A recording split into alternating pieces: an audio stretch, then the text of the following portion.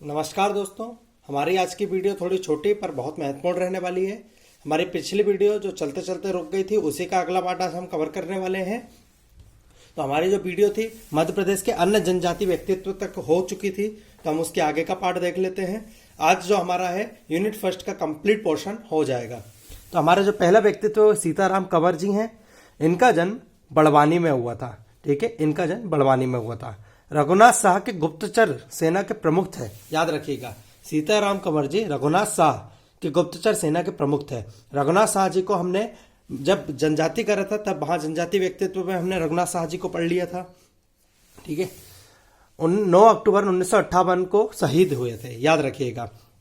1857 की लड़ाई में इन्होंने अपना महत्वपूर्ण योगदान दिया था और 9 अक्टूबर 1858 को इन्होंने अपनी शहादत दी थी। ठीक है, अगले हमारे जो महत्वपूर्ण व्यक्तित्व हैं वो हैं फरजंद अली, याद रखिएगा। फरजंद अली अजयगढ़ रियासत से संबंधित थे। किस रियासत से? अजयगढ़ रियासत से संबंधित थे। उत्तराधिकार के प्रश्न पर इन्होंने विद्रोह किया था, याद रखिएगा। उत्तराधिकार के प्रश्न पर इन्होंने विद्रोह किया था। अगले जो हमारे व्यक्तित्व वो है सरजू प्रसाद सिंह। अगले हमारे जो व्यक्तित्व है वो सरजू प्रसाद सिंह। कई जगह सरयू प्रसाद सिंह नाम भी मिल सकता है, तो कंफ्यूज मत होइएगा। ठीक है, सबसे ज्यादा क्वेश्चन मध्य प्रदेश जो लोक सेवा आयोग है वो पूछता है, तो वो पूछता है इनके क्षेत्र से। तो याद रखिएगा, आपको क्षेत्र याद रखना बहुत जरूरी है।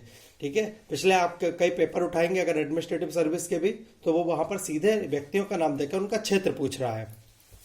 तो सरजू प्रसाद सिंह, इनका क्षेत्र विजय राघवगढ़, जो कहां पर है? कटनी जिले में है, याद रखिएगा। विजय राघवगढ़ कटनी जिले के अंतर्गत आता है। तोप दागकर 1857 की क्रांति की शुरुआत करी थी। ठीक है, यह क्वेश्चन तक पूछा गया है कि किस क्रांतिकारी ने तोप दागकर 1857 की क्रांति की शुरुआत करी थी। ठीक है, 1865 में काले पानी की सजा के लिए जाते समय शहीद हो गए थे, याद रखिएगा। 1865 में इनको काले पानी की सजा हुई थी, तो वहां जाते जाते इनकी अपनी शहादत दी थी। ठीक है, इन्होंने एक वाक्य बोला था जो बहुत महत्वपूर्ण है, तुच्छ से तुच्छ व्यक्ति भी जेल में रहना पसंद नहीं करता, याद रखिएगा। वाक्यों से भी क्वेश्चन पूछा जा सकता है कि मध्य प्रदेश के किस क्रांतिकारी ने कहा है कि तुच्छ से तुच्छ व्यक्ति भी जेल में रहना पसंद नहीं करता। तो ये सरजू प्रसाद सिंह ने कहा है। किस क्षेत्र के थे? विजय राघवगढ़ कटनी। अगले आते हैं हमारे ठाकुर रणवत सिंह। बहुत महत्वपूर्ण व्यक्ति है, याद रखिएगा। बहुत महत्वपूर्ण व्यक्ति है ठाकुर रणवत सिंह। चतर रणकुबरे भी बोलते थे इनको ना, रणवाकुरे, चतुर रणवाकुरे। ठीक है, इनके नाम पे यूनिवर्सिटी भी है रीवा में, याद रखिएगा। ठाकुर रणवत सिंह यूनिवर्सिटी रीवा में है। चतुर रणवाकुरे बोलते थे। किस क्षेत्र के थे? मनकरी रीवा क्षेत्र के, याद रखिएगा। मनकरी रीवा क्षेत्र के हैं। पन्ना रियासत में इन्होंने अपनी नौकरी करी। ठीक है, सागर छावनी में लेफ्टिनेंट व कैप्टनेंट पद पर भी रहे, याद रखिएगा। सागर छावनी, जो अंग्रेजों की सागर छावनी थी, वहां पर ये लेफ्टिनेंट तथा कैप्टन के पद पर भी रहे। वक्तवली तथा मर्दन सिंह को कैद न करने की बात पर इन्होंने विद्रोह किया था। अंग्रेजों ने इन्हें आदेश दिया था कि आप वक्तवली तथा मर्दन सिंह को पकड़ लीजिए, तो इस बात को इन्होंने स्वीकार नहीं किया था। इस बात पर इन्होंने अंग्रेजों के खिलाफ विद्रोह कर दिया था, याद रखिएगा। 1859 में बांदा जेल में इनको फांसी दे दी गई थी, याद रखिएगा। ठाकुर रणवत सिंह किस क्षेत्र के थे? मनकरी रीवा क्षेत्र के हैं।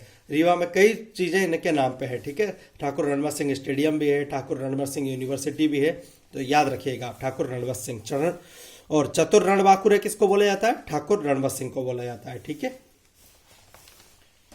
अगले जो हमारे व्यक्तित्व हैं वो हैं गुलाब सिंह पटेल। ठीक है, गुलाब सिंह पटेल जबलपुर में कांग्रेस नेताओं की गिरफ्तारी का विरोध किया था, याद रखिएगा। जबलपुर में कांग्रेस नेताओं की गिरफ्तारी का विरोध गुलाब सिंह पटेल ने किया था। महाकौशल में करो या मरो की भावना प्रबल की थी। क्वेश्चन आ सकता है, महाकौशल क्षेत्र में करो या मरो की भावना किस क्रांतिकारी ने प्रबल करी थी?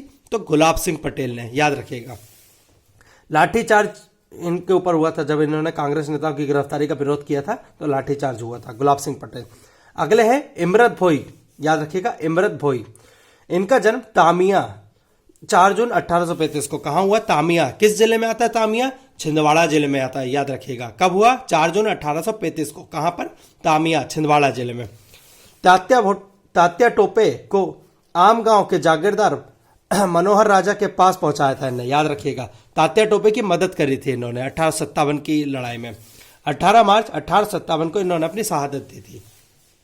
इनके नाम पर छिंदवाड़ा में आदिवासी संग्रहालय है। ठीक है, याद रखिएगा। इस बार क्वेश्चन पूछा गया था मध्य प्रदेश एडमिनिस्ट्रेटिव सर्विस का जो 2020 का एग्जाम हुआ था, उसमें पूछा गया था आदिवासी संग्रहालय कहां पर है। तो बच्चे कंफ्यूज हो गए कि आदिवासी संग्रहालय भोपाल में है या फिर छिंदवाड़ा में है। तो पहली बात तो छिंदवाड़ा में जो है वो आदिवासी संग्रहालय है और उसका नाम है इमरत भोई आदिवासी संग्रहालय, ठीक है। भोपाल में जो है उसका नाम है जनजातीय संग्रहालय। तो कंफ्यूज मत होइएगा। इमरत भोई तामिया में इनका जन्म हुआ था, छिंदवाड़ा के थे, इनके नाम पर छिंदवाड़ा में आदिवासी संग्रहालय है। अगले महत्वपूर्ण व्यक्ति और जो बहुत महत्वपूर्ण हुए हैं, याद रखिएगा बख्तावर सिंह। बख्तावर सिंह, इनके बारे में आप अलग से भी बहुत अच्छे से पढ़ सकते हैं, बहुत बड़े क्रांतिकारी थे। अमझेरा रियासत के थे, धार जिले में आती अमझेरा, ठीक है। अमझेरा रियासत के राजा थे राजा बख्तावर सिंह, याद रखिएगा। पिता का नाम था अजीत सिंह, ठीक है। 1854 में इन्होंने बागडोर संभाली थी अपने शासन की, याद रखिएगा। अमझेरा रियासत के राजा थे राजा बख्तावर सिंह। किस जिले में आती? धार जिले में आती। बहुत महत्वपूर्ण व्यक्ति हैं, ठीक है। इसके बाद इनकी लड़ाई किससे हुई थी? भोपावर एजेंसी, जो भोपावर एजेंसी जो अमझेरा रियासत जो क्षेत्र था वहां पर क्या होता था, अंग्रेज एक एजेंसी बनाते थे, यानी अपना एक क्षेत्र बनाते थे और वहां पर एक किसी को बिठाते थे, किसी एक कमिश्नर को या कैप्टन को बिठाते थे। तो भोपावर एजेंसी थी जो अमझेरा रियासत देखती थी, वहां पर कैप्टन हचिनसन, ठीक है, जिसको पॉलिटिकल एजेंट बोलते हैं। अंग्रेजों की जो एजेंसी होती थी उसके जो कैप्टन होते थे उनको पॉलिटिकल एजेंट बोलते थे। तो बख्तावर सिंह का युद्ध भोपावर एजेंसी के कैप्टन हचिनसन से हुआ था, याद रखिए। किससे हुआ था? कैप्टन हचिनसन से हुआ था। बख्तावर सिंह से क्वेश्चन क्या आ सकता है, किस क्षेत्र के? तो याद रखिएगा धार जिले के अमझेरा रियासत के राजा थे बख्तावर सिंह जी, ठीक है। धार की रानी जीजाबाई बस सरदारपुर रियासत के साथ इन्होंने विद्रोह में भाग लिया था, याद रखिएगा। धार की रानी जो जीजाबाई थी तथा सरदारपुर रियासत, उन लोगों ने बख्तावर सिंह का साथ दिया था। 10 फरवरी 1858 को इन्होंने अपनी शहादत दी थी। बहुत महत्वपूर्ण व्यक्ति हैं बख्तावर सिंह जी, याद रखिएगा। अमझेरा धार सिंह जिले के थे। अगले आते हैं हमारे किशोर सिंह जी, याद रखिएगा। कौन? किशोर सिंह जी। किस क्षेत्र के थे? हिंडोरिया दमोह जिला। किस क्षेत्र के? हिंडोरिया दमोह जिले के ठाकुर थे, याद रखिएगा। 1857 में इन्होंने भी अपना विद्रोह किया था। क्वेश्चन सीधे क्षेत्र से आता है क्योंकि मध्य प्रदेश लोक सेवा आयोग कई समय से क्वेश्चन सीधे क्षेत्र से पूछ रहा है कि ये किस क्षेत्र के क्रांतिकारी थे, किस क्षेत्र के क्रांतिकारी थे। तो आपको क्षेत्र याद रखना है, ठीक है। हमारा वीडियो थोड़े छोटे होते हैं बट बहुत ज्यादा इंफॉर्मेटिव होते हैं। हम कोशिश करते हैं कि छोटे वीडियो में आपको ज्यादा से ज्यादा पॉइंट कवर करा दें जो आपके एग्जाम पॉइंट ऑफ व्यू से बहुत ज्यादा इंपॉर्टेंट है, ठीक है। और आपके पास एक बहुत अच्छा टाइम है तो आप इन वीडियोस के सहारे अपने जीएस पोर्शन को बहुत मजबूत कर सकते हैं। कुछ व्यक्तित्व हमारे जो बचे हुए हैं हम उनका भी एक थोड़ा सा ब्रीफ कर लेते हैं, एक छोटा सा पोर्शन पढ़ लेते हैं। मध्य प्रदेश के कुछ व्यक्तित्व जिनको हम पिछले वीडियो में कवर नहीं कर पाए थे उनको हम यहां कवर कर लेते हैं। डॉक्टर भक्ति यादव, ठीक है।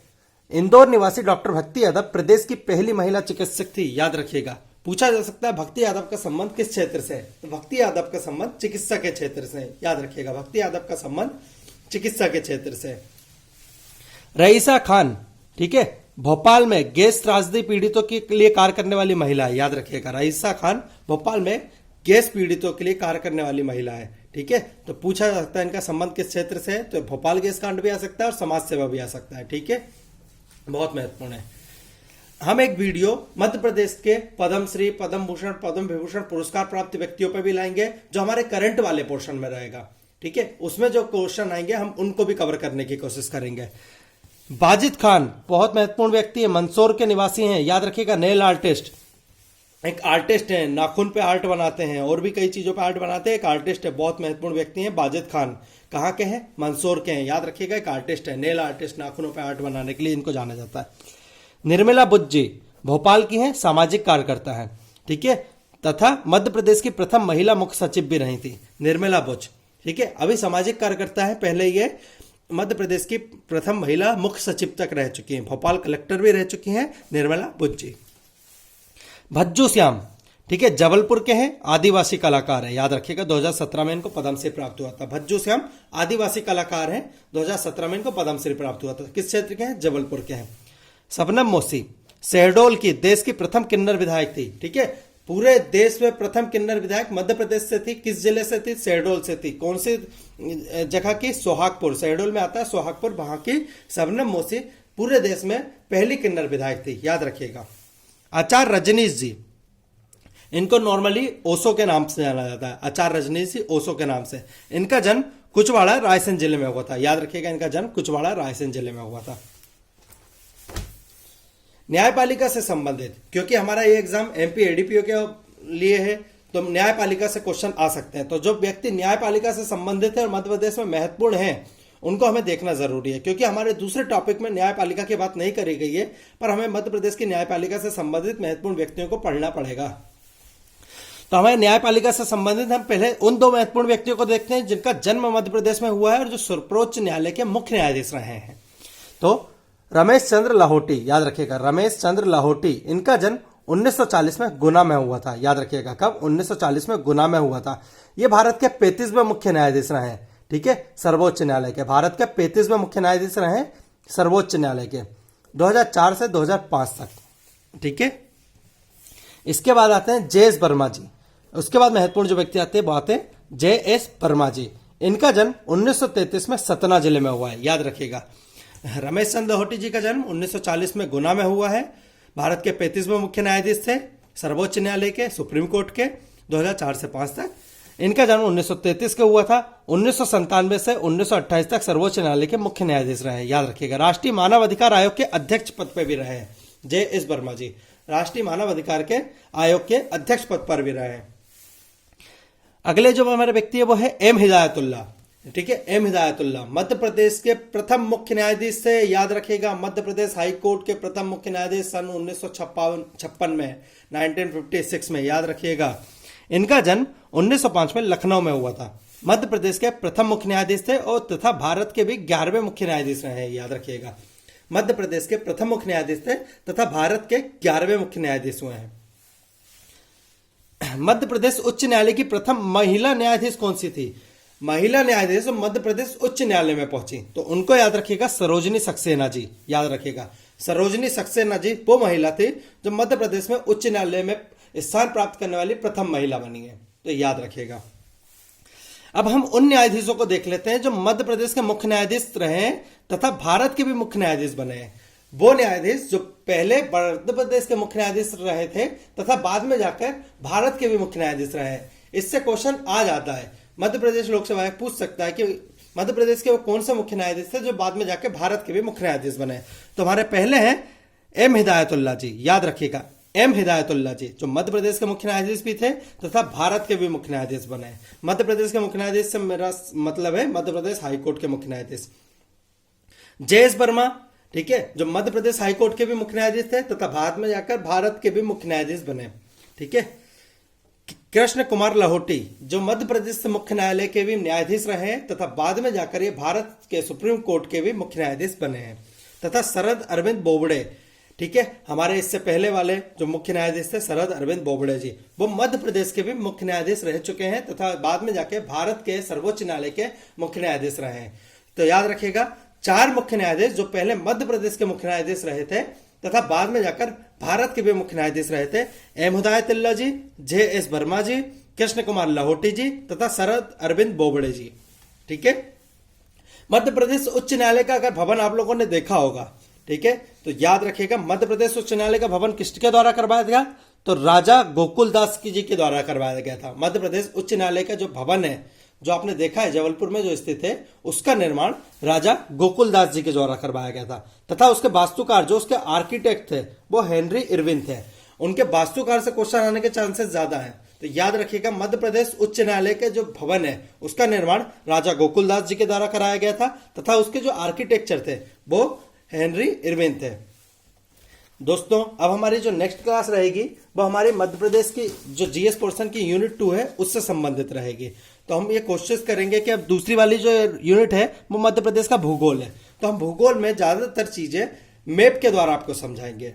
ठीक है, तो आपका जीएस पोर्शन लगभग कंप्लीट इसके द्वारा हो जाएगा। आपको किसी चीज की चिंता करने की जरूरत नहीं है।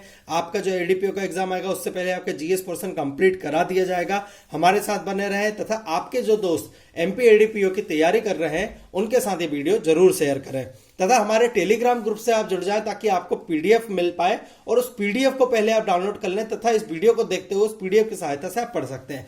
वहां पर आपको पहले ऑलरेडी बने हुए नोट्स मिल रहे हैं, आपको कोई बुक लेने के, आपको किसी और चीज का बहुत सारा मटेरियल इकट्ठा करके नोट्स बनाने की जरूरत नहीं है। हम आपको पूरा हैंडमेड नोट फ्री में प्रोवाइड करा रहे हैं। तो हमारी जो दूसरी यूनिट है मध्य प्रदेश का भूगोल से संबंधित, उसकी क्लास अब हमारी नेक्स्ट क्लास रहेगी। हम उसमें सारे टॉपिक्स मैप की सहायता से कराएंगे। तो थैंक यू दोस्तों।